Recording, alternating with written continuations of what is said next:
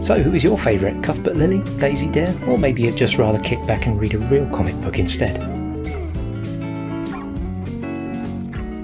Hello and welcome to this retrospective look back at Zap, the television comic show that was aired on children's ITV for 9 years between 1993 and 2001. I'm RetroSteveUK, and in this video we're going to be looking at what the show was about. We're taking a brief look at the characters from the show, and we'll be checking out the actors in a who's who of the people who played each character and what they've been doing since. We'll also be sharing a few of your Zap memories in the featured comment section too. Now, I normally lean into the 1970s and 80s for these videos, but I can't deny that the 90s is also a decade that conjures up a lot of nostalgic memories for me, as it was still only 15 years old when 1990 rolled around. So Zap was one of those TV shows I remember watching as a guilty pleasure, even though I was probably a little bit too old for it. Zap was basically a children's sketch show designed to look like a comic book coming to life on the TV screen. There were a grand total of 123 episodes spread over 10 series between 1993 and 2001, most of which featured a very memorable intro sequence where the camera would zoom into the comic book then gradually settle on one of the panels. This was Zap's way of revealing which character's sketch was coming up next, as well as providing us with a neat guessing game, as the sequence of sketches was different for every show. The opening credits in Series 1 feature a young lad buying a copy of a mysterious looking comic called Zap, which has a TV remote on the cover. His first press of a button on the remote manifests a 20-foot comic book in the middle of the shopping centre, much to the amazement of the various onlookers, and another press of the remote brings this enormous comic to life, at which point we're all transported inside the comic and the show kicks off with its first introduction to whatever the first sketch was for that week. This initial musicless opening sequence was replaced from Series 2 with a montage of zany clips of the various comic book characters from the show, accompanied by a suitably kooky piece of music, Keystone Chaos, composed by Ron Asbury. And this is the intro sequence that's mostly remembered today, as this format was kept until the final series. Series 10 did keep the same musical sequence but introduced changes to the sketch reveal intros, swapping out the zooming panels for a computer-generated roulette wheel type animation. The various panels were jumbled around on the screen until one finally settled into the foreground, introducing us to each sketch. Interestingly, and I didn't know this until I started researching for this video, the show was designed to cater for deaf children. If you think about it, the fact that there was never any dialogue, just incidental music and sound effects, means that the predominantly visual nature of Zap makes it perfect viewing for someone with hearing issues, and there was even a small amount of sign language subtly included in the show. Cuthbert Lilly is apparently dead silly according to his title page, and he spends most of his time trying to accomplish simple tasks, but in classic slapstick fashion he fails miserably every time, often causing trouble and incurring the wrath of the people he's upset, and ending up having to run away from them by the end of the sketch. Tricky Dicky in Tricky Dicky's Mission Impossible is a mysterious, faceless character who likes nothing better than tricking children into accepting impossible challenges. He'd begin each sketch by typing out a simple sounding challenge on a typewriter, then after persuading some unsuspecting kids to take the challenge, he'd reveal the twist that makes the task impossible. For example, in one episode, Series 1 Episode 4, the task is simply to drink a milkshake, but upon accepting this challenge, the poor kids discover that they have to drink the milkshake on a bouncy castle. Daisy Dare from the Daisy Dares You sketches was another perpetrator of prank challenges for unsuspecting children. She'd usually demonstrate some slightly challenging task and then dare the kids to try it for themselves, but not before introducing some previously unannounced addition to the task that made it in some way extra challenging or messy. Daisy was well known for her double-handed victory salute, as well as for throwing tearful tantrums if the kids were winning and taking the mickey out of them if they were losing.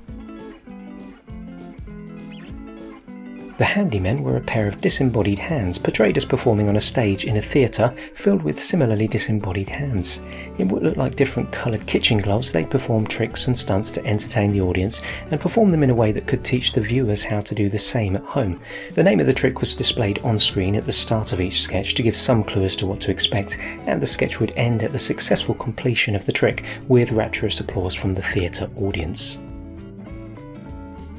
Smart Arty was a magician of sorts who was able to create real-world objects using his drawing and painting skills.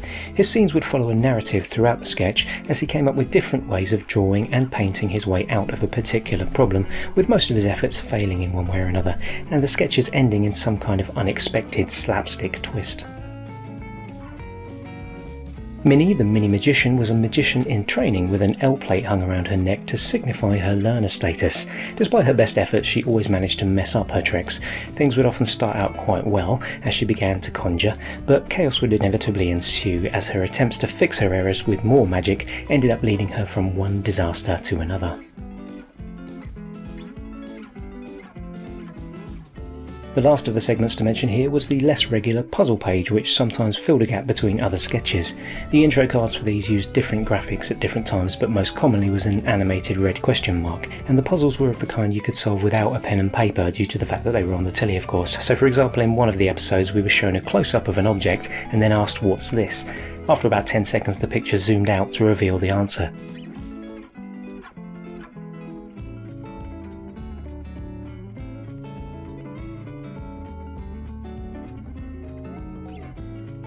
Richard Waits played Cuthbert Lilly for the entire 10-series run and Tricky Dicky during the first series. Before appearing in ZZZap, Richard had a spattering of character acting roles in Saturday morning kids TV shows, including Number 73 and Motormouth, in addition to other various bit-part acting roles in TV shows for adults as well as children, Casualty being one good example. After ZZZap, he only appeared in a handful of acting roles, with his final appearance being in a 2014 film called Coffee, Sex, You, as a character called Aubrey, before embarking upon his current career as a librarian. Deborah McCallum played Daisy Dare from Series 2 to 8. Before ZZZap, she only had a handful of bit-part acting roles, and left this one before Series 9 after becoming pregnant. She didn't continue with her acting career after this, and apparently now works at the Tate Gallery in London. Claire Macaulay took over the role of Daisy Dare for Series 9 and 10 after Deborah McCallum fell pregnant and left the show.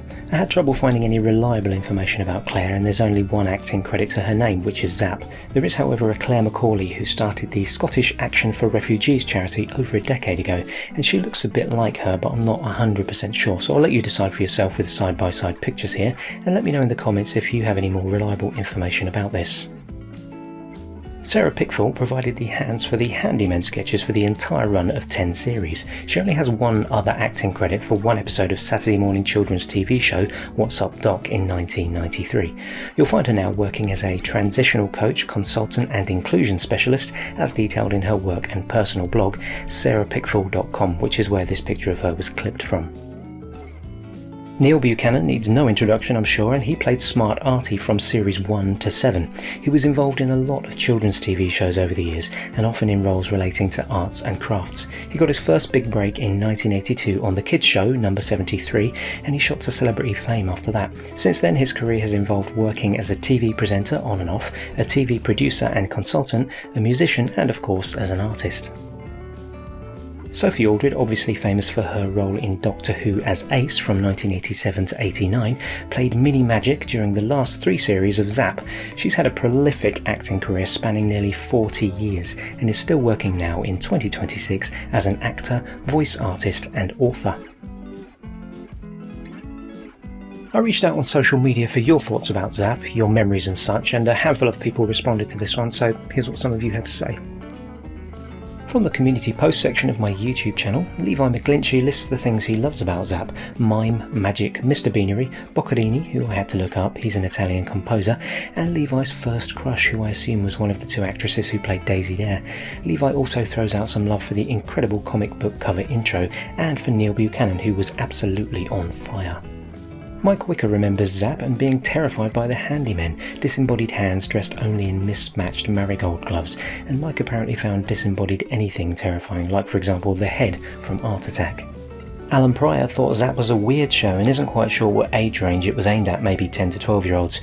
The conversation continued and covered the fact that ZZZap was made with hearing impaired children in mind, which we covered earlier in the video, and therefore may have appealed to some older kids with hearing issues as well, and similarities were drawn between ZZZap and the BBC's Vision On, which was made specifically with deaf children in mind. Mod Trash was well into the teenage years by the time this came out, so I didn't watch it all the time, but does remember it being on in the background. Quite a strange programme apparently. And finally, Gary Lawless helped shed a bit of light onto why people like me and Mod Trash might have ended up watching ZZZap in our late teens. Gary himself missed out on the show because he'd already started work before ZZZap was on the telly, so I had to fess up and admit I watched it when I was about 19. I spent a few years doing courses at my local college after leaving school, so I was still watching children's TV as a guilty pleasure back then. If this retrospective video has triggered memories for you about Zap, the TV comic, go ahead and post in the comment section where I'll be happy to pitch in for a chat. And if you'd like one of your comments featured in a future retrospectives video, follow me on my various social media platforms where I'll be reaching out for your thoughts whenever I'm looking for input.